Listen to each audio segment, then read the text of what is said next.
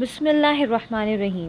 पिछली किस्त में हमने मुलाहिज़ा फ़रमाया कि हज़रत आमिर बिन तुफ़ैल दोसी की गिरफ़्तारी और रिहाई के दौरान में क्या अवामिल पेश आए। अब हम आगे चलते हैं। बाब नंबर 3, शमूना। हज़रत आमिर बिन तुफ़ैल दोसी रज़ियल्लाहु ताला अन्हु मुल्क शाम की जानिब नहायत एहतियात, होशियारी और तेज़ी से चले जा रहे थे। वो आरका में पहुँचे। आरका का किला नहायत वसी और मजबूत था। वो उसी के सामने से होकर गुज़रे। जब फाटक आया तो उन्होंने दरवाज़े में से एक लड़की को निकलते हुए देखा। वो पहली ही नज़र में उसे पहचान गए। ये वही लड़की थी जो इन्हें इनकी गिरफ़्तारी से पहले बकरियां चराती हुई मिली थी। इस लड़की को आरका में से निकलते देखकर वो नहायत मुताज्जिब हुए। उन्होंने ऊँटनी रोक ली। लड़की बेतकल्लुफ़ी और कदरे बेहिजाबी से उनकी तरफ बढ़ी। जब वो करीब आई तो हज़रत आमिर ने फ़रमाया, तुम यहाँ? लड़की ने जवाब देने के बजाय ख़ुद सवाल किया, तुम्हें उस जालिम ने छोड़ कैसे दिया? हज़रत आमिर को ये मुनासिब ना लगा कि वो ऊँटनी पर सवार रहकर लड़की से बातें करें। उन्होंने ऊँटनी को बिठाया, नीचे उतरे और फ़रमाया, उसने रिहा कहाँ किया? अल्लाह ताला ने मदद भेजी। उसके बाद हज़रत आमिर ने हज़रत खालिद के आने और अपने रिहाई पाने का हाल मुफस्सल सुनाया। लड़की ने कहा, अल्लाह का शुक्र है।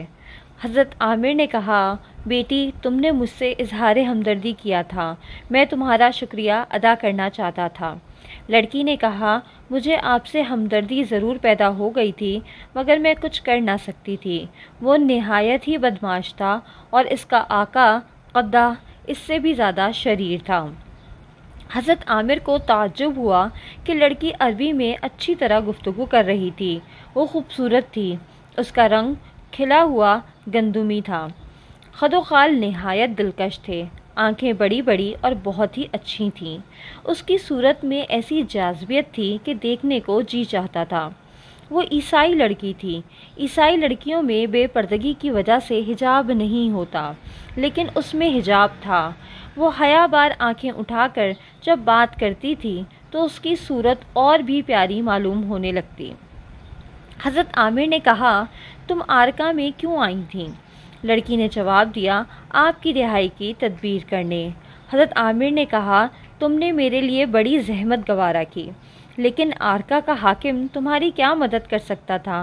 लड़की ने कहा, आरका के हाकिम के पास नहीं, बल्कि हकीम शमान के पास आई हूँ। हज़रत आमिर ने कहा, यह हकीम शमान कौन है? लड़की ने जवाब दिया, एक नहायत आलिम शख्स है। इस इलाके के तमाम लोग उसकी इज़्ज़त करते हैं। उसकी मामूली सी बात भी फरमान का हुक्म रखती है। मामूली आदमी तो क्या, आला हुक्काम और फरमा रवा भी इसकी बात को नहीं टाल सकते। उसके पास पुराने ज़माने की ऐसी किताबें हैं जिनमें बादशाहों के हालात और कौमों के तज़किरे मौजूद हैं। गुज़रे हुए वाक़यात के अलावा आइंदा के भी कुछ हालात दर्ज हैं। मैंने इनसे आपका ज़िक्र किया। उन्होंने कहा कि वो इस कौम का फ़र्द है जिसकी हिमायत अल्लाह ताला कर रहा है। इसकी कौम तमाम मुल्क शाम पर काबिज़ हो जाएगी। अल्लाह उसे रिहा कराएगा। हज़रत आमिर ने फ़रमाया, क्या हकीम काहिन और एराफ़ है? लड़की ने कहा, नहीं नहीं, ना वो काहिन है और ना आराफ़। अलबत्ता इन किताबों के आलिम हैं जिनमें गुज़िश्ता हालात और आइंदा के वाक़यात लिखे हैं। इन किताबों को मलाहिम कहते हैं। हज़रत आमिर ने कहा, उन्होंने कुछ और भी कहा था? लड़की ने जवाब दिया, जी हाँ, कहा था। हज़रत आमिर ने फ़रमाया, क्या? लड़की ने कहा कि उन्होंने कहा था कि ईरान की तरफ से सबसे पहले इस्लामी अलम जो आएगा वो स्याह रंग का होगा और इसका लश्कर और इसका सरदार नहायत कवी हैकल, ग्रांडियल और गदाज़ जिस्म का होगा। उसके दोनों मूंडों में बड़ा फ़र्क होगा। उनके चेहरे पर चेचक के निशान होंगे। ये शख्स मुल्क शाम को फ़तह करेगा। हज़रत आमिर ने फ़रमाया, अल्लाह ताला की कसम, हमारा अलम स्याह है। हमारा सरदार ऐसा ही है जैसा शमान ने बयान किया है। बेटी, क्या एक बात बताओगी? लड़की ने कहा, पूछिए। حضرت عامر نے جواب دیا، تمہیں میری ذات سے اس قدر ہمدردی کیوں ہوئی؟ لڑکی نے کہا، میں نہیں جانتی، مجھے خود حیرت ہے۔ حضرت عامر نے کہا، تم نے شمان سے نہیں پوچھا؟ لڑکی نے کہا، میں نے پوچھا تھا، وہ کہتے ہیں کہ میرا کوئی راز ہے، وہ راز اسے معلوم ہے، اس ہمدردی کا تعلق اس راز سے ہے۔ حضرت عامر رضی اللہ تعالیٰ عنہ نے حیرت سے فرمایا، تمہارے راز کو میری ہمدردی سے کیا تعلق؟ میں پہلے کبھی اس نوع میں نہیں آیا۔ لڑکی نے کہا، میں خود بھی حیران ہوں، میں نے ان سے بہت پوچھا ہے لیکن انہوں نے مجھے کوئی جواب نہ دیا۔ وہ مجھے اپنی بیٹی سمجھتے ہیں اور بیٹی کی طرح چاہتے ہیں، میری پرورش بھی انہوں نے کی ہے۔ حضرت عامر رضی اللہ تعالیٰ عنہ نے فرمایا، کیا تمہارے والدین نہیں ہیں؟ لڑکی نے کہا، نہیں، میرے ہوش سنبھالنے سے پہلے ہی وہ فوت ہو چکے تھے۔ جب میں نے ہوش سنبھالا تو اپنے آپ کو شمان کی آغوش میں پایا۔ میں انہیں حقیقی باپ سمجھتی تھی، لیکن ایک روز یہ عقدہ کھل گیا۔ حضرت عامر رضی اللہ تعالیٰ عنہ نے پوچھا، کیسے کھلا؟ لڑکی نے کہا، ایک روز مجھے معلوم ہوا کہ قلعہ کے فرمانروا یعنی بادشاہ کی بیوی حکیم شمان سے، جنہیں میں اپنا باپ سمجھتی تھی، ملنے آ رہی ہے۔ اس روز ہمارا مکان خوب آراستہ کیا گیا۔ یہ اب سے 2 برس پہلے کی بات ہے۔ بادشاہ کی بیگم آئی۔ حکیم نے اس روز مجھے نہایت اچھے کپڑے اور خالص سونے کے زیورات پہنائے تھے۔ ہم سب نے بادشاہ کی بیگم کا استقبال کیا۔ وہ نہایت شاندار عورت تھی۔ ایسے ریشمی کپڑے پہنے تھے جس کے دامنوں اور حاشیوں پر سنہری لیس لگی ہوئی تھی، جواہرات کے زیورات پہنے ہوئے تھے۔ جب میں نے اسے سلام کیا تو اس نے مجھے بہت پیار کیا، گود میں اٹھا لیا، سینے سے لگایا۔ مجھے اس کی آغوش میں ماں کی سی گود کی راحت محسوس ہوئی۔ وہ جتنی دیر بھی ہمارے مکان میں ٹھہری، مجھے اپنے ساتھ رکھا اور اپنے کئی زیور اتار کر مجھے پہنائے۔ جب وہ رخصت ہونے لگی تو حکیم شمان کے خاص کمرے میں کچھ باتیں کرنے کے لیے گئی۔ اتفاق سے میں بھی اس کمرے کے پاس والے کمرے میں کچھ لینے گئی۔ میں نے سنا کہ بادشاہ کی بیگم تیز لہجے میں کہہ رہی تھی، میں شمونہ کو ضرور لے جاؤں گی۔ حضرت عامر نے پوچھا، شمونہ کون ہے؟ لڑکی نے کہا، میرا نام شمونہ ہے۔ حضرت عامر رضی اللہ تعالیٰ عنہ نے کہا، اچھا، وہ تمہیں اپنے ساتھ لے جانا چاہتی تھی؟ لڑکی نے جواب دیا، جی ہاں۔ حکیم نے نرمی سے کہا، اب تم اسے نہیں لے جا سکتی۔ سوچو میں نے کس قدر تکلیفیں اٹھا کر اسے پالا ہے، وہ میرے گھر کا چراغ ہے، میرا گھر بے چراغ نہ کرو۔ میں کھٹکی کہ حکیم نے مجھے پالا ہے، کیا میں اس کی بیٹی نہیں؟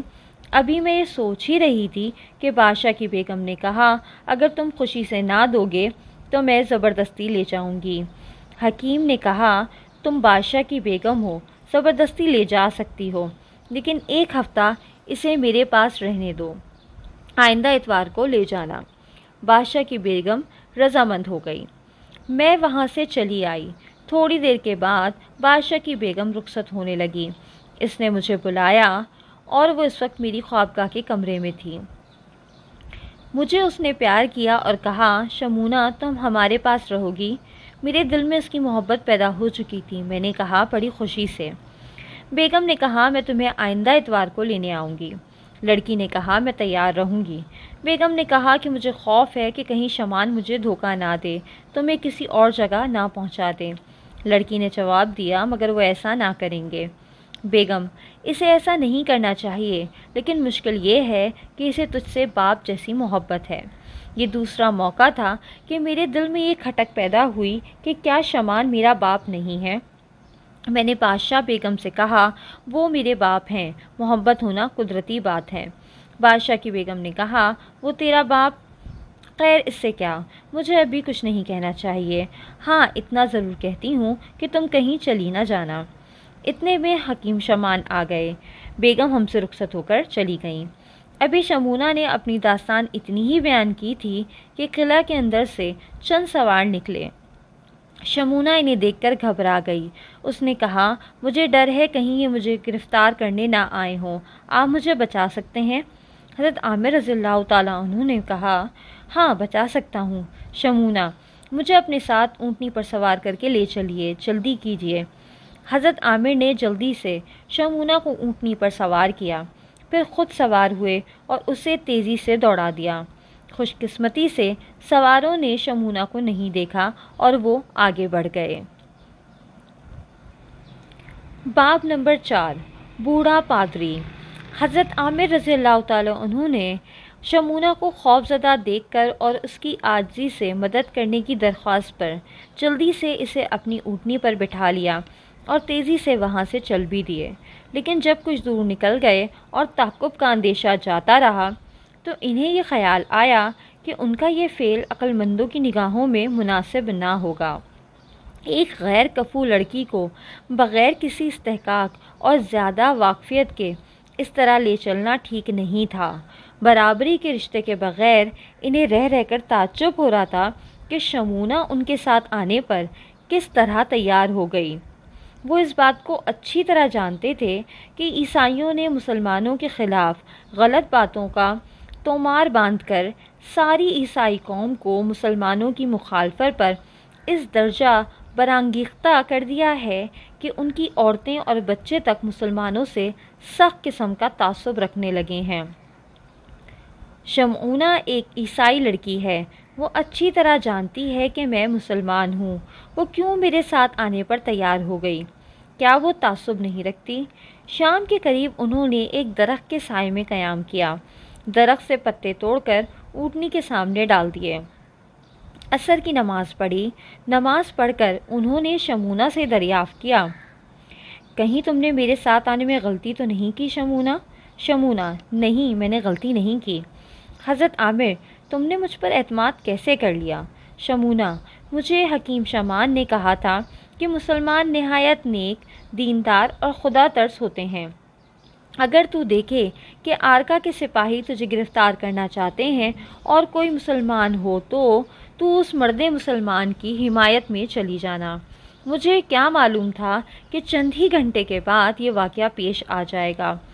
میں نے حکیم شمان کے کہنے پر عمل کیا ہے۔ حضرت عامر نے کہا، اب تم کہاں جانا چاہتی ہو؟ شمونہ نے جواب دیا، جہاں آپ جائیں۔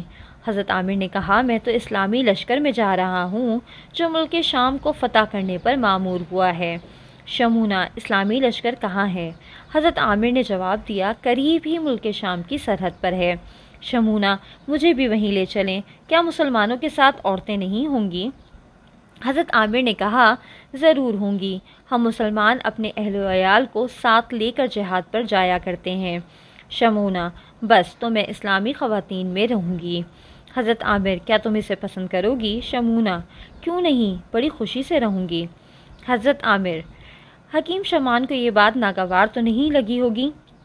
شمعونہ: ناگوار نہ لگی ہوگی، وہ عیسائیوں سے مسلمانوں کو اچھا سمجھتے ہیں۔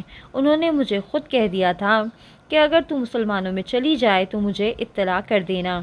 اب مغرب کا وقت ہو گیا تھا۔ حضرت عامر نے نماز پڑھ کر کھجوریں اور ستو تھیلے میں سے نکالے، کھجوروں کو پانی میں مل کر بھگویا، اس میں ستو ڈالے، گٹلیاں نکال کر پھینک دیں۔ پہلے ایک پیالہ جو لکڑی کا تھا بھر کر شمونہ کو دیتے ہوئے فرمایا، لو بیٹی پیو۔ شمونہ: اتنا؟ یہ تو بہت زیادہ ہے۔ حضرت عامر: کچھ زیادہ نہیں ہے، پی بھی جاؤ۔ شمونہ: نہیں نہیں، بہت زیادہ ہے، کچھ کم کر لیجئے۔ حضرت عامر نے اس میں سے کچھ کم کر کے فرمایا، لو پیو۔ شمونہ نے لے کر پی لیا۔ اس کے بعد حضرت عامر نے پیا۔ حضرت عامر نے فرمایا، اچھا تم اپنی بقیہ داستان سنا دو۔ شمونہ: نامعلوم کیوں اس وقت طبیعت کچھ پریشان ہے، آج نہیں پھر کسی روز سنا دوں گی۔ حضرت عامر نے پوچھا، لیکن طبیعت میں اضطراب کیوں ہوا؟ شمونہ نے کہا، معلوم نہیں۔ حضرت عامر: شاید اپنے آدمیوں کے بچھڑنے کا غم ہے۔ شمونہ: غم بالکل نہیں ہے، بلکہ جب مسلم خواتین میں پہنچنے کا خیال آتا ہے تو دل کو کچھ خوشی ہوتی ہے۔ حضرت عامر: پھر کیا بات ہے؟ شمونہ: فکر نہ کیجیے، کوئی خاص بات نہیں ہے، اکثر انسان خود بخود مضطرب ہو جایا کرتا ہے۔ حضرت عامر نے کہا، کہیں یہ بات تو نہیں کہ میں اور تم دونوں اس جنگل بیابان میں تنہا ہیں؟ شمعونہ: اگر یہ خیال ہوتا تو میں آپ کے ساتھ آتی ہی کیوں؟ حضرت عامر نے کہا، تب شاید جنگل میں رات بسر کرنے کے خیال سے کچھ انتشار ہے۔ شمونہ: 2 سال سے میں صحرائی زندگی بسر کر رہی ہوں، مجھے آبادی سے ویرانہ زیادہ پسند ہے۔ حضرت عامر نے کہا، اچھا تم لیٹ جاؤ۔ یہ فرماتے ہی حضرت عامر نے ایک چادر بچھا دی۔ شمعونہ، ابھی لیٹنے کا وقت کہاں ہوا ہے؟ حضرت عامر نے اس کی طبیعت سے اضمحلال اور افسردگی دور کرنے کے لیے کچھ باتیں شروع کر دیں۔ ان باتوں میں شمعونہ کا دل بہل گیا۔ جب عشاء کی نماز کا وقت ہوا تو حضرت عامر نے نماز پڑھی اور اپنے لیے دوسری چادر پہلی چادر سے ذرا فاصلے پر بچھا کر خود لیٹ گئے۔ شمعونہ سے فرمایا، بیٹی اب تم بھی لیٹ جاؤ۔ شمعونہ بھی لیٹ گئی۔ حضرت عامر نے فرمایا، دیکھو تم مطلق نہ ڈرنا، میری نیند ایسی ہے کہ ذرا سے کھٹکے پر آنکھ کھل جاتی ہے، اول تو میں سوتا بہت کم ہوں۔ شمعونہ، اطمینان رکھیے، میں ڈروں گی نہیں۔ تھوڑی دیر میں شمعونہ غافل ہو کر سو گئی۔ حضرت عامر نے آہستہ سے آواز دی۔ جب وہ نہ بولی تو انہوں نے فرمایا، معصوم سو گئی ہے، مجھے اس سے کس قدر محبت ہو گئی ہے۔ اس کے بعد وہ بھی سو گئے۔ صبح سویرے بیدار ہوئے، حاجت سے فارغ ہو کر نماز پڑھی۔ نماز پڑھ کر کچھ دیر قرآن مجید کی تلاوت کی۔ جب آفتاب نکل آیا تب وہ شمعونہ کے پاس آئے۔ دیکھا تو وہ ابھی تک سو رہی تھی۔ اس کے سونے کا انداز نہایت پیارا تھا۔ حضرت عامر نے آہستہ سے فرمایا، معصومیت سو رہی ہے۔ وہ پھر الگ جا بیٹھے۔ تھوڑی دیر کے بعد شمعونہ اٹھی۔ اس نے آنکھیں مل کر انگڑائی لی، چل کر حضرت عامر کے پاس آئی۔ حضرت عامر نے فرمایا، سو اٹھی شمعونہ؟ شمعونہ نے کہا، جی ہاں، میں سویرے اٹھنے کی عادی تھی، لیکن تعجب ہے آج دیر تک سوئی رہی۔ حضرت عامر، شاید رات کو آنکھ کھل گئی ہوگی۔ شمعونہ، نہیں، جب سے سوئی تھی اب تک سوتی ہی رہی۔ اگرچہ ابھی تک شمعونہ نے منہ نہ دھویا تھا، لیکن اس کی صورت اس وقت بھی بڑی پیاری معلوم ہو رہی تھی۔ حضرت عامر نے فرمایا، ذرا جلدی ضروریات سے فراغت کر لو۔ شمعونہ نے حاجت سے فارغ ہو کر منہ ہاتھ دھویا۔ اس عرصے میں حضرت عامر نے اونٹنی پر پالان کسا، پیچھے کی طرف شمعونہ کو بٹھایا، آگے خود سوار ہوئے اور اونٹنی کو تیزی سے چھوڑ دیا۔ حضرت عامر نے فرمایا، اب تو طبیعت مضطرب نہیں ہے تمہاری شمعونہ؟ شمعونہ نے کہا، جی نہیں۔ حضرت عامر نے کہا، تو اپنی داستان کہہ ڈالو۔ شمعونہ نے کہا، میری داستان کچھ دلچسپ نہیں ہے، اور کسی وقت سن لیجیے گا، میں سب سنا دوں گی، اچھا ہے کہیں اطمینان سے بیٹھ کر سناؤں۔ حضرت عامر نے کہا، ٹھیک ہے، شاید ہم کل اسلامی لشکر میں پہنچ جائیں، وہیں چل کر سنانا۔ شمعونہ، چاہتی میں بھی یہی ہوں۔ ان دونوں نے دوپہر کو ایک سایہ دار درخت کے نیچے آرام کیا۔ اس وقت دونوں نے کھجوریں کھا کر پانی پی لیا۔ تیسرے پہر کو پھر چل پڑے۔ عصر کے وقت وہ ایک گرجا کے سامنے پہنچے۔ یہ گرجا ایک بلند ٹیلے پر چشمے کے کنارے ایک پرفضا مقام پر واقع تھا۔ گرجا کے احاطے سے باہر ایک بوڑھا پادری کھڑا تھا۔ اس نے جب ایک عیسائی لڑکی کو ایک مسلمان کے ساتھ جاتے دیکھا تو اسے تعجب ہوا۔ اس نے اشارے سے حضرت عامر کو اپنے پاس بلایا۔ جب حضرت عامر اس کے پاس پہنچے تو اس نے کہا، تم اس عیسائی لڑکی کو کہاں لے جا رہے ہو؟ حضرت عامر نے کہا، اس لڑکی سے ہی دریافت کیجیے۔ شمعونہ، میں خود مسلمان خواتین میں جا رہی ہوں۔ پادری نے پوچھا، کیوں؟ شمعونہ نے کہا، کیونکہ یہ میری خوشی ہے۔ پادری نے حضرت عامر سے دریافت کیا، تم کون ہو اور کہاں جا رہے ہو؟ حضرت عامر، میں حضرت خالد بن ولید کا قاصد ہوں، اسلامی لشکر کی طرف جا رہا ہوں۔ پادری، حضرت خالد کے قاصد ہو؟ کیا انہی خالد کے جو اپنی دلیری کی وجہ سے مشہور ہو گئے ہیں، جنہوں نے سب سے پہلے موتا کے مقام پر عیسائیوں کو زبردست ہزیمت دی تھی؟ حضرت عامر، جی ہاں۔ پادری نے کہا، یہ شخص زبردست فاتح ہے، مجھے ان کے حالات سننے کا بڑا اشتیاق ہے۔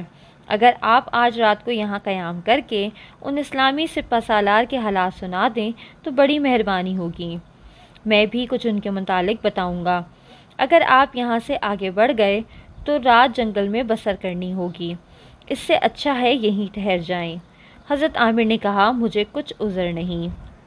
حضرت عامر نے اونٹنی بٹھائی، پہلے خود اترے، پھر شمعونہ کو سہارا دے کر اتارا۔